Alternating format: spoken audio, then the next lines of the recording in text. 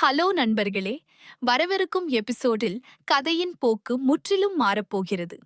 பல நாட்களாக குடும்பத்தினரின் மனதை சுமந்து கொண்டிருந்த சந்தேகங்கள், மறைக்கப்பட்ட உண்மைகள் மற்றும் சொல்லப்படாத ரகசியங்கள் அனைத்தும் ஒரே இடத்தில் வெடிக்கப் போகின்றன. மீனாட்சி பிறந்த பிறகு குலதெய்வ கோவிலுக்கு செல்ல வேண்டும் என்ற ஆசையை தமிழ்ச்செல்வி மிகவும் மரியாதையுடன் வீட்டின் பெரியவர்களிடம் தெரிவிக்கிறாள். அந்த வேண்டுகோளை கேட்டதும் அனைவருக்கும் அது நல்ல யோசனையாக தோன்றுகிறது. வீட்டில் தொடர்ந்து நடந்த பிரச்சனைகளுக்கு ஒரு முடிவு வர வேண்டும் என்ற நம்பிக்கையில் அனைவரும் உடனடியாக சம்மதிக்கிறார்கள். நல்ல நாள் பார்த்து மறுநாளே கோவிலுக்கு செல்ல முடிவு செய்யப்படுகிறது. குடும்பத்தில் இல்லாதவர்களுக்கும் தகவல் தெரிவிக்கப்படுகிறது. அனைவரும் ஒன்றாக சென்றால் குலதெய்வத்தின் அருள் முழு குடும்பத்திற்கும் கிடைக்கும் என்ற நம்பிக்கை ஒவ்வொருவரின் மனதிலும் உருவாகிறது. அந்த நேரத்தில் யாருக்கும் தெரியாமல் விதி அவர்களுக்காக வேறு ஒரு பெரிய திருப்பத்தை தயார் செய்து வைத்திருக்கிறது. இந்த பயணம் ஒரு சாதாரண வழிபாடு அல்ல. பல ஆண்டுகளாக புதைந்து கிடந்த உண்மைகளை வெளிச்சத்திற்கு கொண்டு வரப்போகும் தருணம் என்பதை யாரும் உணரவில்லை. வெளியில் எல்லோரின் முகத்திலும் மகிழ்ச்சி இருந்தாலும் சிலரின் மனதில் மட்டும் பயமும் பதட்டமும் அதிகரிக்க ஆரம்பிக்கின்றது. நண்பர்களே, உங்களுக்கும் தமிழ்செல்வி மற்றும் சேதுபதியை பிடிக்கும் என்றால் இப்போதே இந்த வீடியோவிற்கு ஒரு லைக் செய்து சேனலை கண்டிப்பாக சப்ஸ்கிரைப் செய்துங்கள். மறுநாள் காலையில் இரண்டு குடும்பங்களும் மிகுந்த உற்சாகத்துடன் கோவிலுக்கு கிளம்புகிறார்கள். அனைவரும் பாரம்பரிய உடையில் பக்தியுடன் வருகிறார்கள். கோவிலில் பூஜைக்கான ஏற்பாடுகள் நடக்க குழந்தையை கையில் எடுத்துக் கொண்டவர்கள் மகிழ்ச்சியில் மூழ்குகிறார்கள். குடும்பம் முழுவதும் ஒன்றாக நிற்பதை பார்த்த பூசாரியும் மகிழ்ச்சியுடன் பூஜையை ஆரம்பிக்கிறார். ஆனால் அந்த நேரத்தில் அங்கு இருந்த கருப்புவின் மீது தெய்வ அருள் இறங்கியது போல் ஒரு விசித்திரமான நிலை உருவாகிறது. அவருடைய குரலும் நடையும் முற்றிலும் மாறி அனைவரையும் அதிர்ச்சியில் ஆழ்த்துகிறது. தெய்வத்தின் அருள்வாக்கு போல ஒலித்த அந்த வார்த்தைகள், உங்களுடைய குடும்பத்தில் மறைக்கப்பட்ட பல உண்மைகள் இருக்கின்றன. இன்று அவை அனைத்தும் வெளியில் வராமல் இந்த இடத்திலிருந்து யாரும் செல்ல முடியாது என்று எச்சரிக்கின்றன. அந்த வார்த்தைகளை கேட்டவுடன் அனைவரின் இதய துடிப்பும் அதிகரிக்கிறது. குறிப்பாக சிலரின் முகத்தில் பயம் தெளிவாக தெரிகிறது.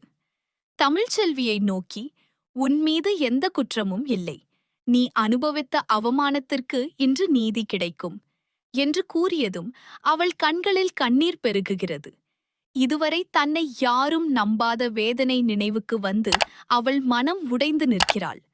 அந்த அருள்வாக்கை கேட்ட ஈஸ்வரி மட்டும் மிகவும் பதற்றமடைகிறாள். இதுவரை யாருக்கும் தெரியாமல் செய்த அனைத்து சூழ்ச்சிகளும் இப்போது வெளியில் வந்துவிட்டால் என்ன ஆகும் என்ற பயம் அவளை ஆட்டி படைக்கின்றது. யாருக்கும் தெரியாமல் அங்கிருந்து வெளியேற முயற்சிக்கிறாள். ஆனால் தெய்வ அருளுடன் இருந்த கருப்பு, இந்த இடத்திலிருந்து யாராலும் தப்பிக்க முடியாது, உண்மையை மறைத்தவர்கள் அனைவரும் இன்று அதை ஒப்புக்கொள்ள வேண்டும் என்று கடுமையாக கூறுகிறார். அந்த வார்த்தைகள் ஈஸ்வரியின் மனதை முழுவதுமாக சிதைக்கின்றன. ராஜாங்கம் தெய்வத்திடம், எங்கள் குடும்பத்தில் ஏன் இத்தனை துன்பங்கள் வந்தன, எதற்காக எங்கள் வீட்டில் அமைதியில்லை என்று வேதனையுடன் கேட்கிறார். அதற்கு பதிலாக, உண்மையை மறைத்தவர்களே இந்த குடும்பத்தின் துன்பத்திற்கு காரணம், அவர்கள் அனைவரும் இன்று தங்களுடைய குற்றங்களை ஒப்புக்கொள்வார்கள் என்று அருள்வாக்கு வருகிறது. பிறகு ஈஸ்வரியை முன்னால் வருமாறு அழைக்கப்படுகிறது. அவள் பயத்தில் நடுங்கி வர மறுக்கிறாள். ஆனால் குடும்பத்தினர் வற்புறுத்திய பிறகு மெதுவாக முன்னே வந்து நிற்கிறாள். அவளது முகத்தில் வியர்வை வழிகிறது. பேச முடியாமல் நடுங்கிக் கொண்டே நிற்கும் அவளை பார்த்த அனைவரும் ஏதோ பெரிய உண்மை வெளிவரப்போகிறது என்பதை உணர்கிறார்கள். திடீரென்று ஈஸ்வரி கண்ணீருடன் தன்னுடைய தவறுகளை ஒப்புக்கொள்ள ஆரம்பிக்கிறாள். தமிழ்ச்செல்வி எந்த தவறும் செய்யவில்லை. அவளை வீட்டை விட்டு அனுப்பியது அவளுடைய தவறால் அல்ல. எல்லாவற்றுக்கும் காரணம் நான்தான் என்று சொல்லியவுடன் அங்கிருந்த அனைவரும் அதிர்ச்சியில் உறைந்து போகிறார்கள். மேலும் தமிழ்ச்செல்வியின் குரலைப் போல நடித்து பேசி பலரையும் ஏமாற்றியது தான் என்றும், குடும்பத்தில் சண்டை வரவேண்டும் என்பதற்காக பல பொய்களை பரப்பியது தானென்றும் ஒப்புக்கொள்கிறாள். ராஜாங்கம் சிறைக்கு போன சம்பவத்திற்கும் மறைமுகமாக காரணம் தான்தான் என்று சொன்னவுடன் அனைவரின் கண்களிலும் கோபமும் வேதனையும் தெரிகிறது. சேது தன்னுடைய மனைவியை நம்பாமல் சந்தேகித்ததற்காக மனம் உடைந்து அழ ஆரம்பிக்கிறார். என் வாழ்க்கையின் மிகப்பெரிய தவறு இதுதான். என்னை முழு மனதுடன் நேசித்தவளை நான் நம்பவில்லை என்று கதறுகிறார். ராஜாங்கமும் தமிழ்ச்செல்வியிடம் மன்னிப்பு கேட்டு தலைகுனிகிறார். ஆனால் தமிழ்ச்செல்வி பல ஆண்டுகள் அனுபவித்த அவமானத்தை நினைத்து அமைதியாகவே நிற்கிறாள். அவளது மனக்காயம் எவ்வளவு ஆழமாக இருக்கிறது என்பதை அனைவரும் அப்போதுதான் உணர ஆரம்பிக்கிறார்கள். தமிழ்ச்செல்வி மிகவும் உறுதியான குரலில், நான் எத்தனை முறை உண்மையை சொன்னாலும் யாரும் என்னை நம்பவில்லை. இன்று கடவுள் என் நிரபராதித்தனத்தை நிரூபித்திருக்கிறார். இப்போது நீங்கள் மன்னிப்பு கேட்டாலும் என் மனதில் ஏற்பட்ட காயம் உடனே ஆறாது என்று கூறுகிறாள். அவளுடைய வார்த்தைகள் ஒவ்வொருவரின் மனசாட்சியையும் உலுக்குகின்றன. குடும்பத்தின் மூத்தவர்களும் அவளை நம்பாமல் நடந்தது நம்முடைய மிகப்பெரிய தவறு என்று வருந்துகிறார்கள். சேது கண்ணீர் மல்க தமிழ்ச்செல்வியிடம் மீண்டும் மீண்டும் மன்னிப்பு கேட்கிறார்.